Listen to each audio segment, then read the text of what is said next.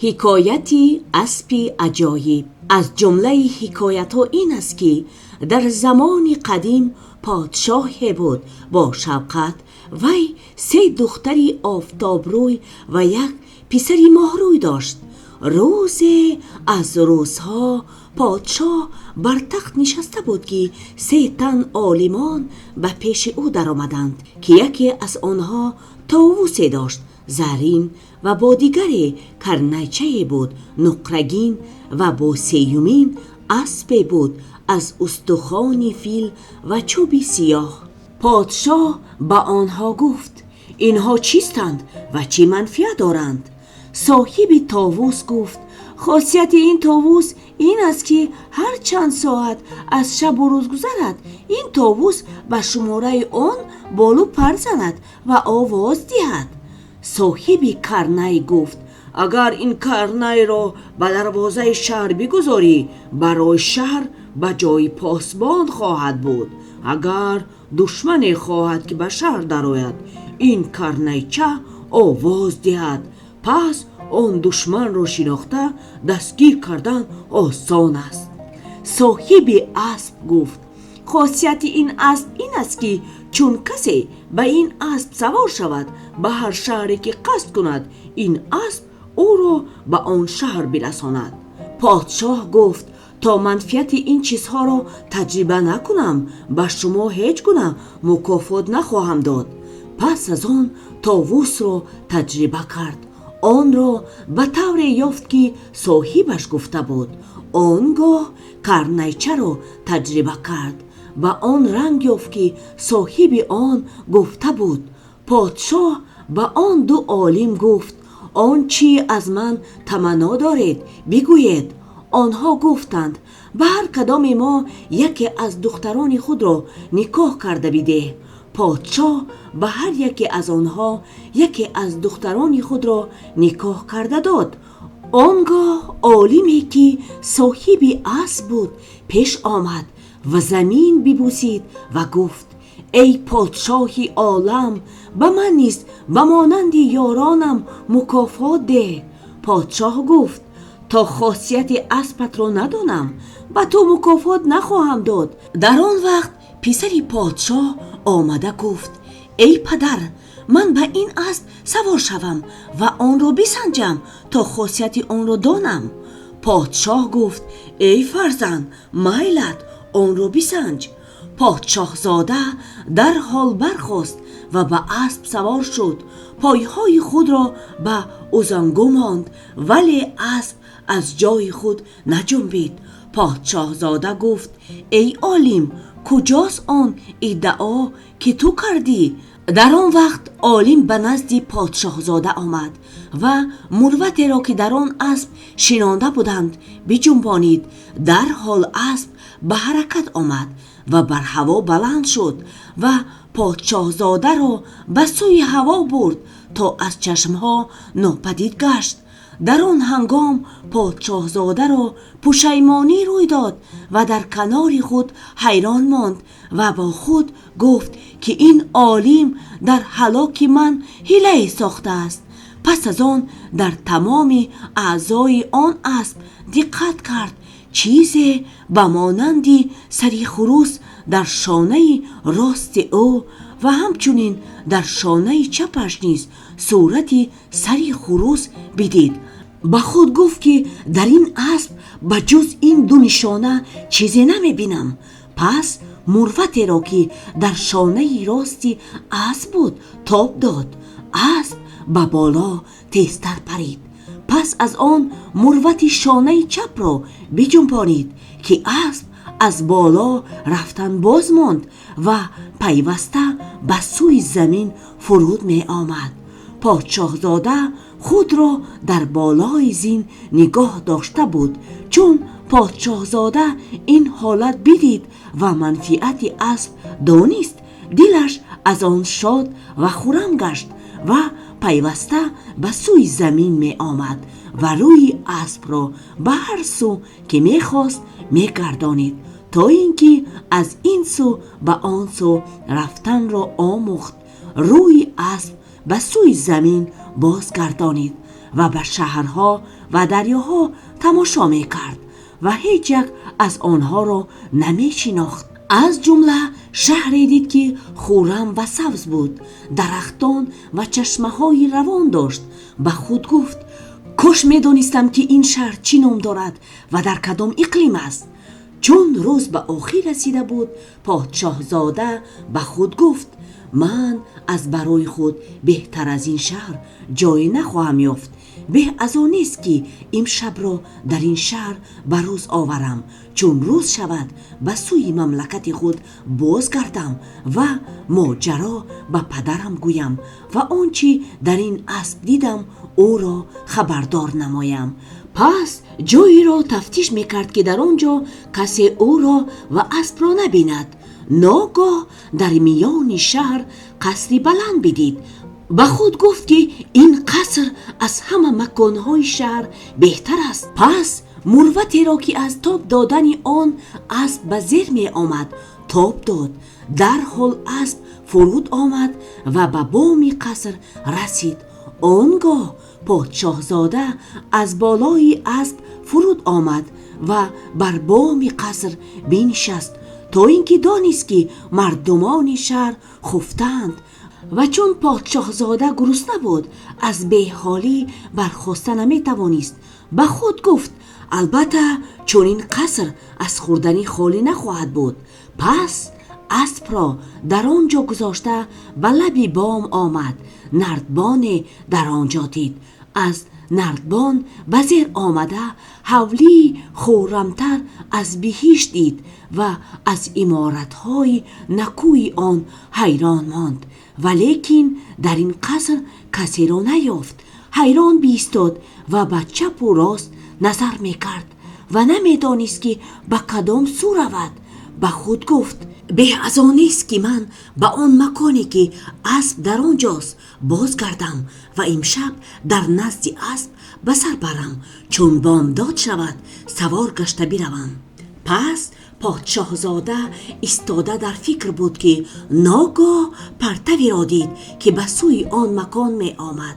چون در آن روشنایی تأمل کرد دید که خادم با شمشیری برکشیده و جماعت از کنیزکان و دخترکی آفتاب روی در میان آنهاست. آن دخترک دختری پادشاهی آن شهر بوده است و پدرش از غایت محبتی که به او داشت این قصر را از برای او بنا کرده بود و هر وقت که آن دخترک تنگدل می شد با کنیزکان خود به سوی این قصر آمده یک روز در آنجا به سر می برد. پس از آن به سرای پدر باز می گشت. اتفاقاً دخترک با کنیزکان در آن شهر برای تماشا به قصر آمد و به صحبت شوخی مشغول شدند. در آن هنگام پادشاه زاده به آنها رسید و خادم را یک ترسکی زد. او بیهوش افتاد و شمشیر از دست او گرفته روی به کنیزکان آورد و آنها را به چپ و راست پراکنده کرد. چون دختر پادشاه حسن جمال او را دید گفت شاید تو آن باشی که دیروز مرا از پدر خواستگاری کردی و او خواهش تو را قبول نکرد و او را گمان این بود که تو بدنمایی. به خدا قسم پدرم نفهمیده است تو خیلی خوبروی هستی. از قضا خواستگار او پسر پادشاهی هند بود و خیلی زشت روی بوده است. دختر پادشاه گمان کرد که این پادشاه زاده همان است که او را خواستگاری کرده بود. پس رو به او آورده در آغوشش کشید و او را بوسید. کنیزکان به دختر پادشاه گفتند این نه آن است که تو را خواستگاری کرده بود. او زشت روی بود و این پسر خیلی خوب روی است و آن که تو را خواستگاری کرده بود و پدرت خواهش او را قبول نکرد شایسته خدمتگاری این نتواند بود. ولیکن ای خاتون کار این جوان کاری است بزرگ. پس از آن کنیزکان به سوی خادیم رفته او را به هوش آوردند. خادیم ترسان برخاست و شمشیر خود را جستجوی کرده نیافت.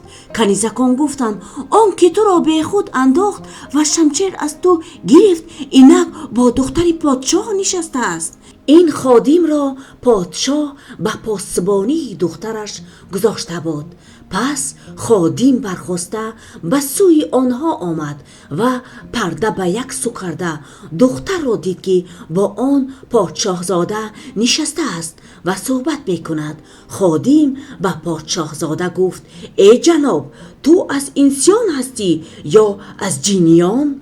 پادشاهزاده به او گفت ای پلیدترین غلامان، چگونه اولادی پادشاهان را از جنها گمان میکنی؟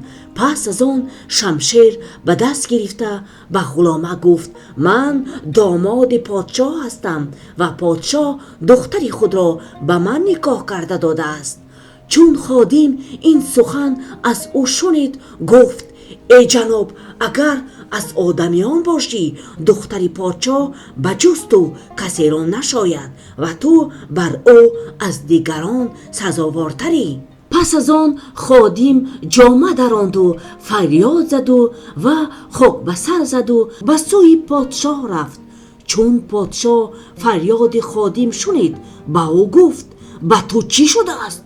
خادیم گفت ای پادشاه، دختری خود را دریاب که یکی از جنها در صورت آدمیان نزد دختری تو آمده است. چون پادشاه این سخن شنید قصد کشتن خادیم کرد و به او گفت چرا از دختری من به خبر ماندی که این واقعه روی داده است؟ پس از آن پادشاه روی به قصری که دختر در آنجا بود بگذاشت. چون به قصر رسید از کنیزکان پرسید که دختر را چه واقعه روی داده است.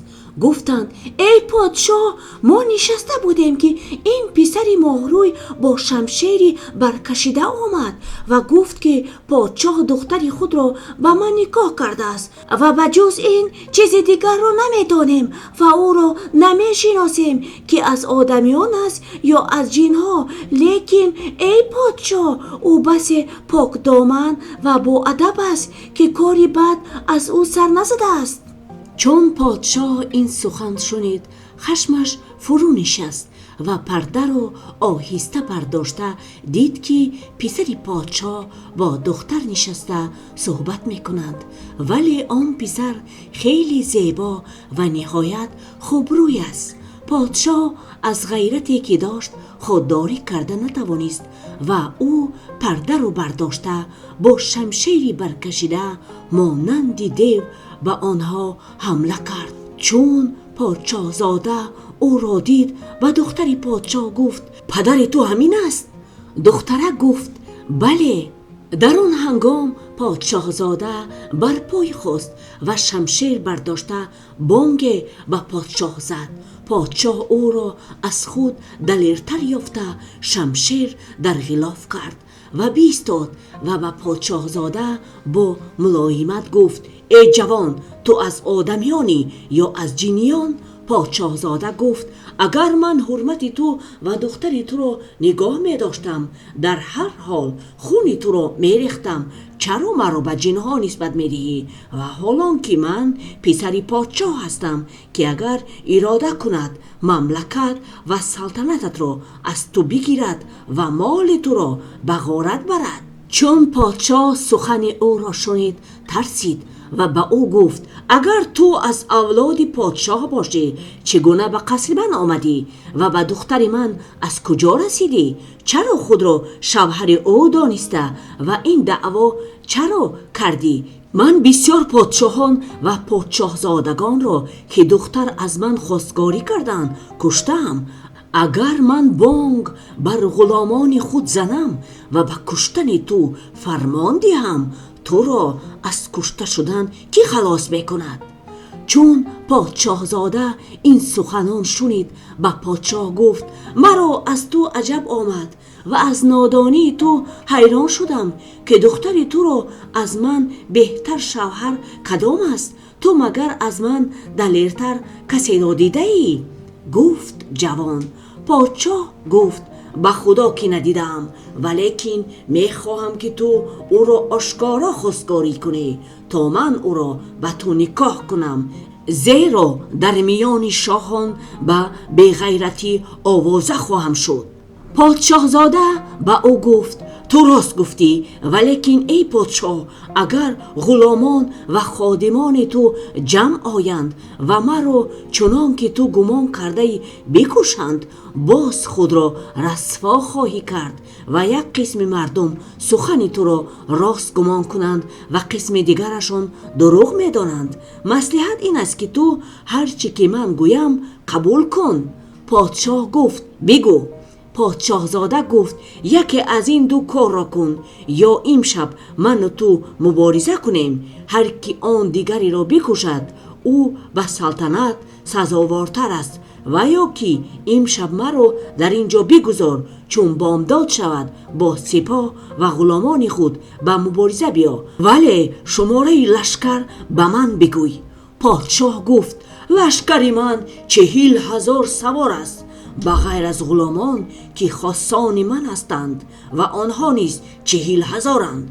پادشاهزاده گفت چون آفتاب برآید تو با لشکر و غلامان خود به مبارزه من برو و به آنها گوی که این پسر دختر مرا خواستگاری کرده است و به من عهد بسته است که به همه شما مبارزه کند. به آنها گوی که این پسر را دعوی این است که شما را غلبه خواهد کرد، پس مرا بگذار با آنها مبارزه کنم. اگر آنها مرا کشند راز تو پوشانیده خواهد ماند، و اگر به آنها غلبه کنم شایسته دامادی تو خواهم بود. چون پادشاه این سخن شنید قبول کرد و او را این سخنان بزرگ شمارد. بعد از آن به صحبت نشستند و پادشاه خادم را پنهانی فرمود که به نزد وزیر رفته او را جمع آوردن لشکر بفرماید. خادم به سوی وزیر رفت و او را از فرمان پادشاه آگاه کرد. وزیر در حال سرداران لشکر را بخواست و آنها را فرمود که اسلحه جنگ پوشیده سوار شوند. آنها را کار همین گونه شد و پادشاه پیوسته به پادشاهزاده در صحبت بود تا اینکه صبح دمید. آنگاه پادشاه برخاسته به تخت مملکت بنشست و لشکر را فرمان سوار شدن داد. از برای پادشاهزاده اسب از اسبان خاص بیاوردند و زین مرصع به آن نهادند. پادشاهزاده به او گفت ای پادشاه، تا من به لشکر نزدیک نشوم و آنها را نبینم سوار نخواهم شد. پادشاه گفت هر آنچه خواهی کن. پس پادشاهزاده می رفت تا به میدان رسید و لشکر را نظاره کرد و انبوهی آنها را دید. آنگاه پادشاه به لشکریان گفت این پسر دختری مرا خواستگاری می کند. من هرگز از او خوبروتر و دلیرتری را ندیدم. او را گمان این است که تنها همه شما را مغلوب خواهد کرد. دعوا می کند که اگر شما 100,000 باشید در پیش او خطری نخواهد داشت. اکنون شما با او به مبارزه برآیید و او را طعمه نیزه ها کنید که او کاری بزرگ در پیش گرفته است. پس از آن پادشاه به پادشاهزاده گفت این تو و این لشکر اکنون هنگام آزمایش است. پادشاهزاده گفت ای پادشاه، انصاف نداری که من چگونه با اینها پیاده مبارزه کنم؟ پادشاه گفت من اسبان خود را به تو بنمایم، هر اسبی که اختیار کنی سوار شو. پادشاهزاده گفت از اسبان تو مرا پسند نمی افتد و من سوار نمی شوم مگر بر اسبی که خودم سوار شده به اینجا آمدم. پادشاه گفت اسب تو کجاست؟ پادشاهزاده گفت اسب من بر بام قصر است. پادشاه چون این سخن شنید گفت این اولین دروغ است که تو گفتی. اسب چگونه بر بام قصر قرار گرفت؟ پس پادشاه روی به خادمان کرده گفت به بام قصر روید و هر چیزی که به بام قصر میبینید به اینجا بیارید. لشکری پادشاه از سخن پادشاهزاده حیران بودند و به یکدیگر می گفتند که اسب چگونه از نردبان به زیر می آید. پس فرستادگان پادشاه به بام قصر برآمدند و اسبی را دیدند که ایستاده است و از زیبایی آن اسب حیران شدند. آنگاه پیش رفته دیدند که آن اسب از استخوان فیل و چوبی سیاه ساخته شده است. چون خادمان پادشاه این را دیدند به یکدیگر نگاه کرده خندیدند و گفتند با چنین اسب آن هنرها که آن پسر گفت نخواهد بود. این پسر گمان داریم که دیوانه می باشد، ولی بزودی کاری او به ما آشکار خواهد شد. ولیکن بسا است که در این کار راز بزرگ باشد که ما آن را ندانیم. پس اسب را به دست گرفته آوردند و در پیش روی پادشاه بداشتند. مردم به آن اسب گرد آمدند و آن را تماشا کرده از زیبایی اسب و خوبی زین و لجام آن حیران شدند. پادشاه آن اسب را تحسین کرد و به پادشاهزاده گفت اسبت همین است؟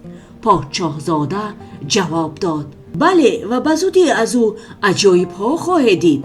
پادشاه به او گفت اسب خود را بگیر و سوار شو. پادشاهزاده گفت تا لشکریان از من دور نشوند او را سوار نمی شوم. پس پادشاه لشکریان خود را فرمود که از گرد آن اسب پراکنده شدند و یک تیرس از او دور گشتند. پادشاهزاده گفت ای پادشاه، من به اسب خود سوار گشته به لشکر تو حمله می آرم و آنها را به چپ و راست پراکنده می کنم. پادشاه گفت هر آنچه خواهی بکن که آنها نیز هر آنچه خواهند از تو دریغ ندارند. پس پادشاهزاده به اسب بنشست و لشکر صفها بیاراستند. یکی گفت چون این پسر برسد او را به نوک نیزه ها برداریم و یکی دیگری گفت به خدا قسم که کشتن این جوان خوبروی کار دشوار است و دیگری می گفت به خدا قسم که این جوان کاری بزرگ روی خواهد داد. چون پادشاهزاده بر پشت اسب قرار گرفت، مروتی که اسب از تاب دادن آن بر هوا می پرید تاب داد و لشکریان تماشا می کردند که اسب به جنبش آمد و مانندی اسبان حقیقی که خود را جمع کنند و بر هوا بلند شد. پادشاه بانگ بر لشکریان زد که دست گیرید این پسر پریده نرود. در آن وقت وزیر گفت ای پادشاه، به مرغان پرنده چگونه توان رسید و این کاری جوان کاری فلاکت بود که خدا تو را از او خلاص کرد. تو به خدا شکر کن. چون پادشاه این را از پادشاهزاده بدید به سوی قصر بازگشت و به نزد دختر رفت و او را از آنچه به پادشاهزاده روی داده بود آگاهانید. دختر پادشاه به حسرت و افسوس غوطه‌ور شد و در فراق او به بستر افتاد. چون پادشاه او را به این حالت دید به سینه خود گرفته چشمان او را بوسید و گفت ای دختر، به خدا شکر کن که ما را از این جادوگر نجات داد. پادشاه از این گونه سخنها به دختر خود بسیار می گفت، ولی دختر به سخن او گوش نمی داد و پیوسته گریه می کرد. دختر به خود می گفت به خدا قسم که خوردنی نخورم و نوشیدنی ننوشم تا خدا میان من و او را جمع آورد. پادشاه را از این کار اندوه بزرگ روی داد و کار دختر بر او دشوار شد و هرچی به دختر مهربانی میکرد او را شوق عشق زیاد میشد. پادشاه را با دختر کار به اینجا رسید، اما پادشاهزاده نام شهری پادشاه پرسیده بود و آن شهر صنعای یمن بوده است. چون پادشاهزاده بر هوا بلند شد، در رفتن شتابید تا به شهری پدر رسید و بر بام قصر پدر فرود آمد. اسب را در آنجا گذاشته خود به نزد پدر رفت. پدر را دید که از دوری او ملول و اندوهگین نشسته است. چون پادشاه او را بدید، برخاسته در آغوش گرفت و خرسند شد.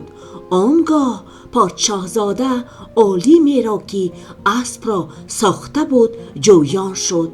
پدرش گفت: خدا آن عالم را برکت ندهد که او سبب دوری تو و من گشت و اکنون در زندان است. پادشاهزاده خلاصی او را طلب کرد. پس عالم را از زندان برآورده در پیش پادشاه حاضر ساختند. پادشاه او را خلعت داد و به او نیکی ها کرد، ولی دختر به او نداد. عالم از این سبب خشمناک گردید و دانست که پادشاهزاده خاصیت اسب را دانسته است و کیفیت سیر او را شناخته است. پس از آن پادشاه به پادشاهزاده گفت: فکر من این است که تو به این اسب نزدیک نروی و پس از این او را سوار نشوی، برای اینکه تو حالت او را نمیدانی که او بر تو ضرر خواهد رسانید.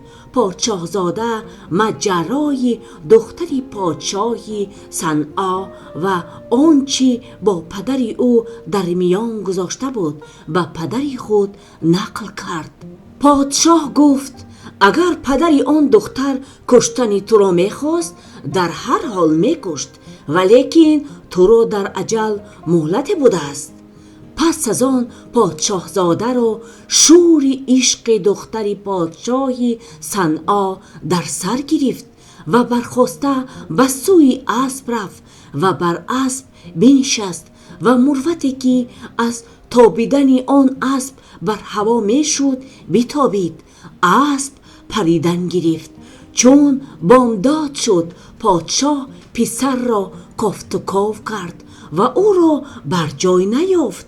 به بام قصر برآمده به هوا نگاه کرد. پسر را دید که بر هوا می رود و به جدایی پسر افسوس خورد و پشیمان شد که چرا اسب از او نگرفتم و با خود گفت: اگر پسرم بار دیگر به سوی من آید، اسب از او بگیرم که آنجا بودن آن اسب از پسر امین نخواهم بود.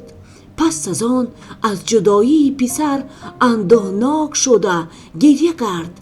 پادشاه را کار به این گونه شد، اما پادشاهزاده در هوا به شهری صنعا می رفت تا به آنجا رسید که پیشتر فرود آمده بود. در حال اسب را آنجا گذاشته خود به سوی مکان دختر پادشاه برفت. دختر و کنیزکان و خادم را در آنجا که دیده بود نیافت. کار به او دشوار شد.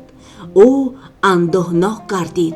خانه های قصر را یگان یگان تفتیش میکرد تا اینکه به خانه دختر پادشاه رسید. دید که به بستر افتاده و کنیزکان در گرد او نشستند. پادشاهزاده به نزد آنها درآمد و به آنها سلام کرد. چون دختر آواز پادشاهزاده را شنید، در حال به پا خاسته او را در آغوش کشید و لبان او را بوسید. ای خاتون، حالت من با پدر خود چگونه دیدی؟ به خدا قسم اگر محبت تو در من نمی بود، البته او را می کشتم، ولی از بحر خاطر تو او را نیز دوست می دارم و آزردن نمی خواهم. دختر پادشاه با او گفت: اگر تو باری دیگر از من جدا شوی زندگانی من تباه خواهد شد. پادشاه زاده گفت اگر تو مرا اطاعت کنی کارها آسان گردد. دختر پادشاه گفت دیگر به هر چی تو گویی مخالفت نمی کنم که به تو عیش میسر نمی شود. پادشاه زاده گفت باید به شهر من بیایی. دختر پادشاه گفت به جان می ندارم. پادشاه زاده چون این سخن از او شنید خوشوقت شد و با او پیمان بست.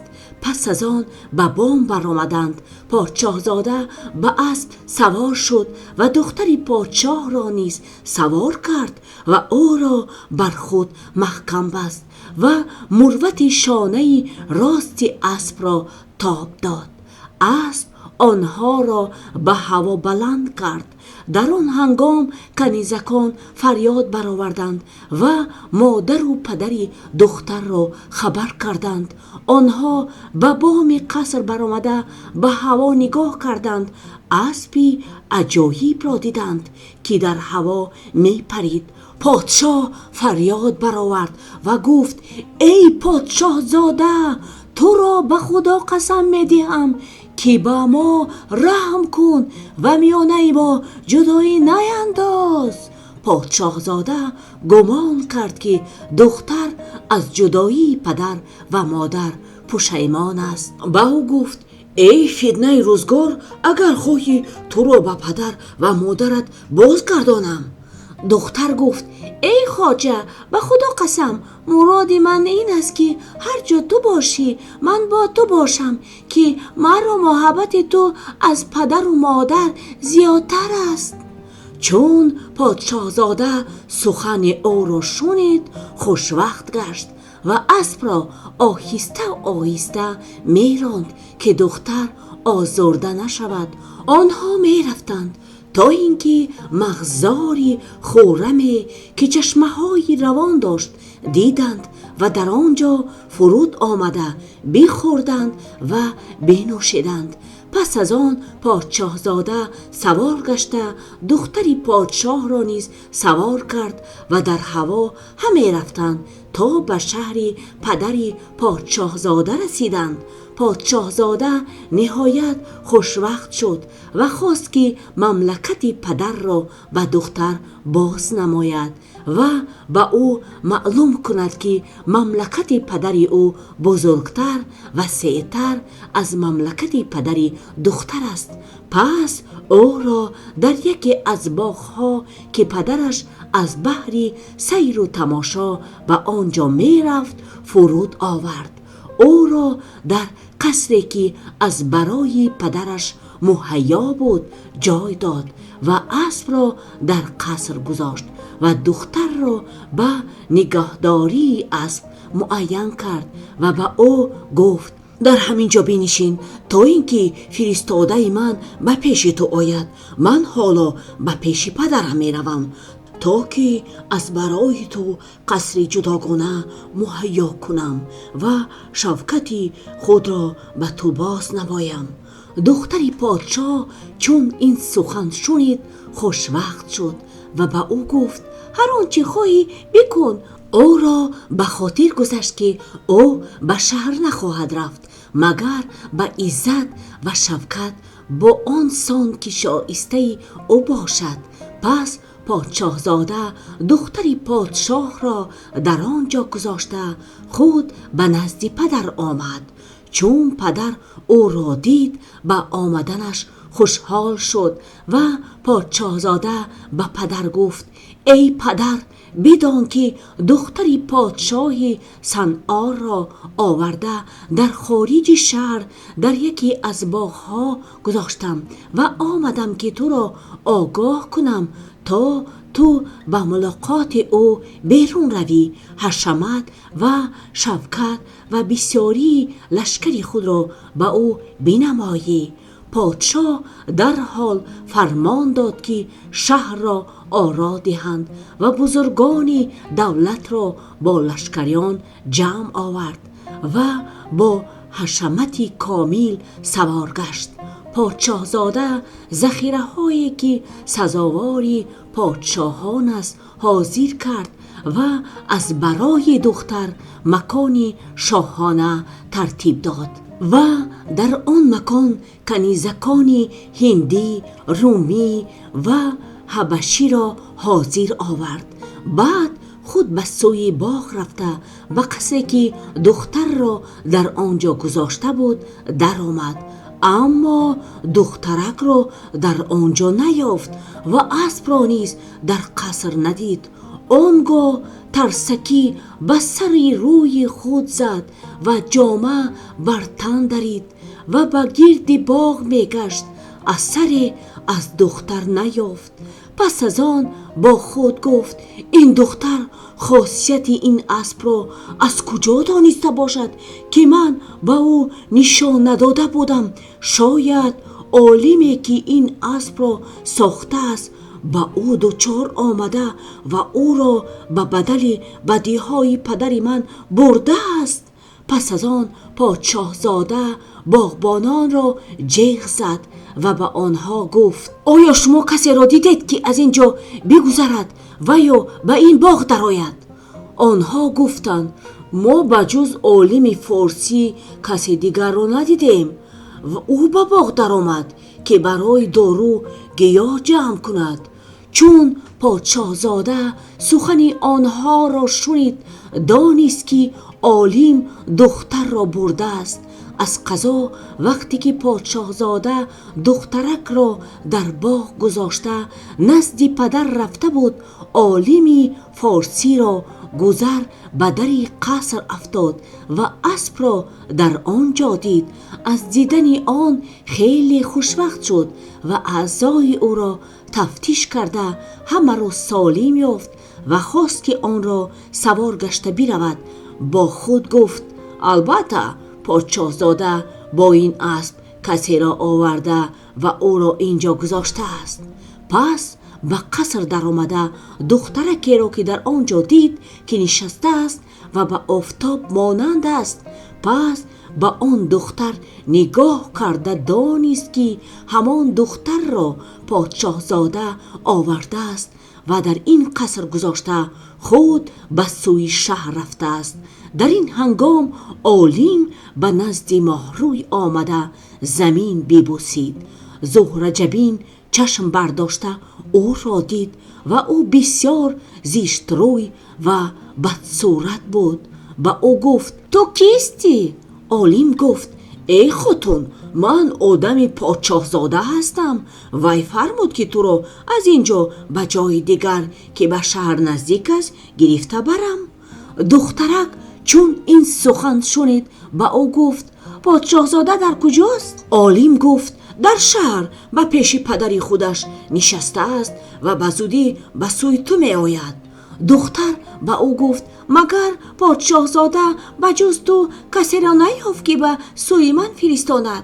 عالم از سخن او خندید و گفت ای خاتون، پادشاهزاده مرا به نزد تو فرستاد به سبب زشتی روی من که به کسی محبت با تو نداشت. رشک آورد که دیگری را فرستد، وگرنه پادشاهزاده را خادمان و غلامان چندان هستند که به شمار نیایند. دختر پادشاه این سخنان را باور کرد و راست دانست که با او برخاست. دست به دست او بنهاد و گفت ای پدر، چی آورده ای که سوار شوم؟ عالم گفت ای خاتون، اسبی که با او آمدی سوار شو. دختر پادشاه گفت تنها با آن اسب سوار شده نمیتوانم. عالم از سخن او تبسم کرد و گفت من با تو سوار میشوم. پس عالم سوار شد و او را سوار کرده به خود محکم بست و او نمیدانست که چه قصد دارد. پس از آن عالم مروت شانه راست را تاب داد. اسب در حال بجنبید و به هوا بلند شد و آنها را برد تا که شهر از نظر آنها ناپدید گشت. دختر به عالم گفت کجاست آن سخنی که از پادشاهزاده گفتی؟ عالم گفت پادشاهزاده را خدا بکشد که پلیدترین مردمان است. دخترک گفت وای بر تو، چگونه فرمان خواجه رو مخالفت کنی؟ عالم گفت او خواجه من نیست، مگر تو مرا نمی شناسی؟ نه، تو خود رو به من شناسان. عالم گفت من آن سخن را از راه حیله به تو گفتم که فرستاده پادشاهزاده هستم و تو را فریب داده آتش حسرت به دل پادشاهزاده نهادم. بدان که من از برای این اسب به افسوس بودم، برای آنکه اسب صنعت من است و پادشاهزاده بر این اسب دست یافته بود و اکنون خدا را شکر که من به تو و اسب هر دو دست یافتم و دل پادشاهزاده را سوختم چنان که او دل مرا سوخته بود. دیگر او تو را هرگز نخواهد دید، ولی تو خوشدل باش که من از برای تو از او دیده فایده من ترم. چون دخترک این سخن شنید، ترسکی به رخسار زد و آواز به ناله بلند کرده گفت وای بر من، نه حبیب به دست آوردم و نه در نزد پدر و مادرم بماندم. پس دخترک از این حادثه سخت گریست و عالم او را همی برد تا به شهر روم رسیدند. به مغزار خرم فرود آمدند و آن مغزار به شهر نزدیک بود و آن شهر پادشاهی بلند پایه داشت. اتفاقا در آن روز پادشاه از بحر شکار بیرون آمده بر آن مغزار بگذشت. عالم را دید که با دخترک در پهلوی اسب عجایب ایستادند. غلامان پادشاه گرد آنها را گرفتند و عالم را با دختر این چونین اسب عجایب را برداشته به پیش پادشاه آوردند. پادشاه چون زشتی منظری عالم و خوبرویی دخترک را دید، به دختر گفت ای خوبروی، این شیخ را با تو چی نسبت است؟ عالم به جواب پیش دستی کرده گفت این زن من و دختری عمک من است. دختره گفت ای پادشاه، دروغ میگوید، به خدا قسم او شوهر من نیست و من او را نمی شناسم. او مرا به حیله گرفته است. چون پادشاه سخن دخترک شنید، به آزردن عالم بفرمود او را چندان زدند که به هلاکت نزدیک رسید. پس از آن پادشاه فرمود او را برداشته در شهر به زندان اندازند. پادشاه دخترک و اسب را با خود گرفته برد، ولی خاصیت اسب را نمیدانست.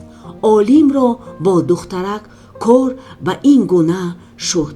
اما پادشاهزاده چون از دخترک پادشاه ناامید شد، لباسی سفر پوشیده از پی آنها روان گشت. از شهر به شهر می رفت و از اسب عجایب می پرسید، لیکن اثر از عالم و دخترک نمی یافت.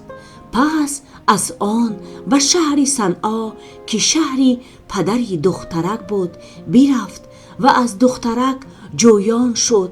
خبر نشنید و پدری دخترک را اندوهگین یافت. از آنجا بازگشته قصد شهری روم کرد و می رفت و سراغ می نمود. اتفاقاً به کاروانسرای فرود آمد و جمع از بزرگانان را دید که نشسته صحبت می کنند. با آنها نزدیک نشسته شنید که یکی از آنها می گفت چیز عجیبی دیدم. گفتند چی دیده ای؟ گفت به فلان شهر رفته بودم. از مردمان شهر شنیده بودم که روز پادشاه آن شهر به شکارگاه رفته به مرغزار گذشته بود و در آنجا مردی را با دخترک در پهلوی اسب عجایب ایستاده یافت و آن مرد بسیار زشت و دخترک نهایت خوبروی بوده است و اما اسب از چوب سیاه ساخته شده، صورت عجیب و صنعتی غریب داشته است. حاضرین از آن مرد پرسیدند که پادشاه با آنها چه کار کرده است.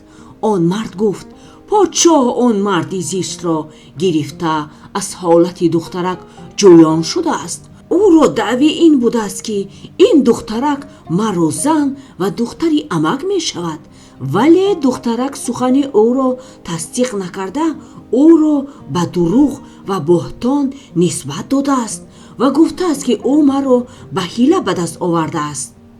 پس پادشاه دخترک را از او گرفته او را به زندان پرتافته است و اما اسب عجایب را ندانم چه کار کردند. پادشاه زاده چون این سخن از بزرگان شنید به نزدیک او رفته با حرمت و ملایمت با او سخن گفت و از نام شهر و از نام پادشاه شهر پرسید و نام آنها را یاد گرفت و آن شب را با خرسندی به روز آورد. چون روز شد از آن شهر بیرون آمده روان گشت و می رفت تا به شهری که بزرگان گفته بود رسید. چون خواست که به شهر درآید دربانان او را گرفته به نزد پادشاه آوردند تا پادشاه از حالت او باز پرسد و سبب آمدن او را به آن شهر بداند و اگر صاحب صنعت باشد صنعت او را بشناسد. پادشاه را عادت همین بوده است. چون آمدن پادشاه زاده به آن شهر هنگام شام بود در آن وقت فرصتی حاضر آمدن به نزد پادشاه نشد. دربانان او را به زندان بردند. چون زندانبانان حسن و جمال او را دیدند نپسندیدند که او را به زندان کنند، پس در بیرون زندان در نزد خود شناندند. چون خوردنی آوردند پادشاه زاده با آنها طعام خورد و به صحبت بنشستند. زندانبانان از پادشاه زاده پرسیدند تو از کدام شهری؟ از شهر فارس می آیم. زندانبانان به سخن او خندیدند و به او گفتند ای جوانی پارسی، ما سخن مردم پارسی خیلی شنیدیم و حالت آنها بسیار دیدیم، ولی این مرد پارسی که در نزد ماست دروغگوتر از او کس ندیدیم. دیگری گفت از او زشتر نیز کس نخواهد بود. پادشاه زاده به آنها گفت از دروغ او و شما چی آشکار گشته است؟ گفتند او را گمان این است که پادشاه ما او را در شکارگاه دیده است که با دخترکی صاحب جمال ایستاده بوده است و اسب عجایب با آنها بوده است که ما هرگز با آن خوبی صنعت ندیده ایم و اکنون آن دخترک در نزد پادشاه است و پادشاه با او مفتون گشته است، ولی آن دخترک دیوانه است. اگر این عالم راستگوی می بود در هر حال او را معالجه می کرد که پادشاه در معالجه او هیچ چیز را دریغ نمی دارد. اما اسب عجایب در خزینه پادشاه است و آن مردی بدنما در نزد ما در زندان است و هر نیمی شب از گریه و ناله ما را نمی گذارد که خواب رویم. چون زندانبانان خبری عالم پارسی به پادشاه زاده گفتند او را به خاطر گذشت که تدبیر کند تا به مقصد خود رسد. چون زندانبانان خواستند که به خواب شوند پادشاه زاده را به زندان درآورده در را بر روی او بستند.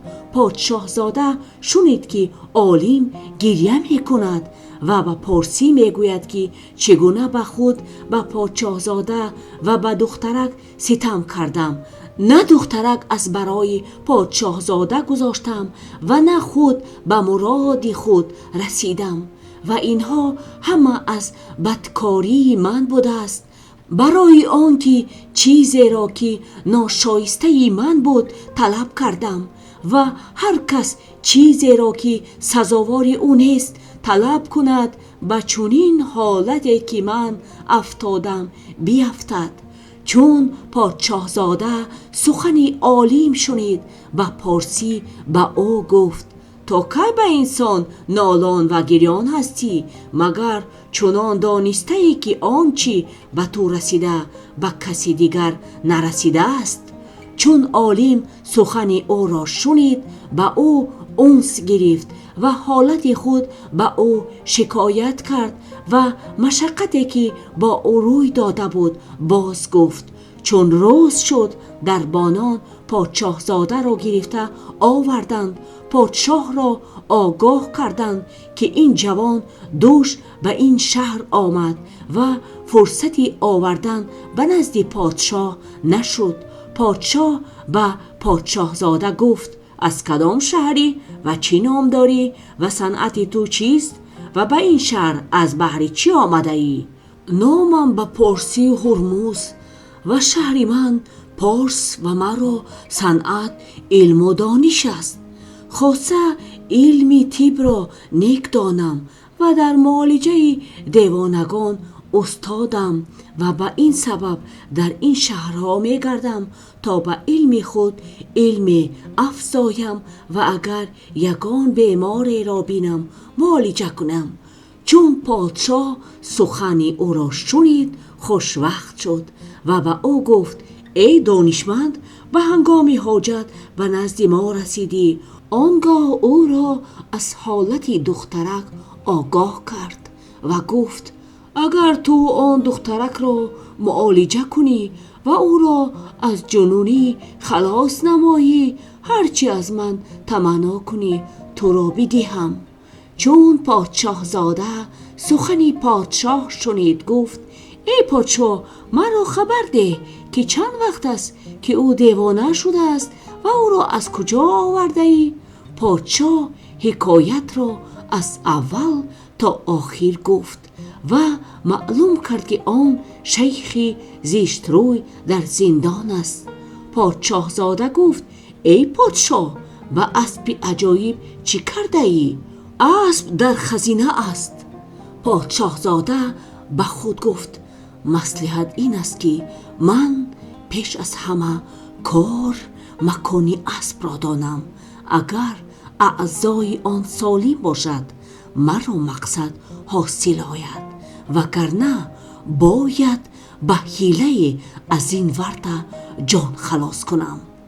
آنگاه به پادشاه گفت ای پادشاه، من میخواهم که آن اسب را بینم. شاید در آن اسب چیزی باشد که در معالجه مرا یاری کند. پادشاه برخاسته دست او را گرفت و به مکانی که اسب در آنجا بود در آمدند. پادشاه زاده به گرد اسب گشت و به اعضای او دقت کرد. چون اسب را سالم یافت خوشوقت شد و به پادشاه گفت ای پادشاه، می خواهم که دخترک را بینم و امیدوارم که معالجه او در دست من باشد. در حال پادشاه و پادشاه زاده به نزد دخترک رفتند. پادشاه زاده او را چون دیوانگان یافت، ولی دیوانه نبود. خود را چنان می نمود که کسی به او نزدیک نشود. چون پادشاه زاده او را به آن حالت دید به او گفت ای فتنه روزگار، باکی نیست؟ پس با او با مهربانی و نرمی سخن می گفت تا خود را شناسانید. چون دخترک او را شناخت فریاد بلندی برآورده از غایت خرسندی به خود افتاد. پادشاه زاده در حال دهان به گوش او نهاد و گفت ای خاتون، صبر کن تا حیله کنم و از این پادشاه خلاص شویم، وگرنه من و تو در ورطه بزرگ هستیم و اکنون تدبیر این است که من به پادشاه بگویم که این دخترک دیوانه است و من معالجه او را ضامنم. شما بند از او بردارید. چون بند از تو بردارند تو به پادشاه سخن سنجیده بگوی تا گمان کند که معالجه من تو را سودمند افتاده است. شاید مقصد ما حاصل گردد. دخترک گفت هرچه گویی چنان کنم. پس پادشاه زاده گفت ای پادشاه، از اقبال تو درد دخترک را دانستم و داروی او را شناختم و او را از جنون اندک خلاص کردم. پس پادشاه برخاسته به نزد دخترک رفت. چون دختر پادشاه آن شهر را بدید، برخاسته زمین ببوسید. پادشاه از دیدن این حالت خرسند شد و کنیزکان را فرمود که به خدمت او حاضر باشند و او را به حمام برده از بهر او زیورهای زرین ترتیب دهند. کنیزکان زیورهای زرین و جامه شاهانه به او پوشانیده گردنبند گوهر از گردن او آویختند و او را به حمام برده به خدمتش کوشش کردند. پس از آن از حمام برآوردند که به ماه تمام مانند بود.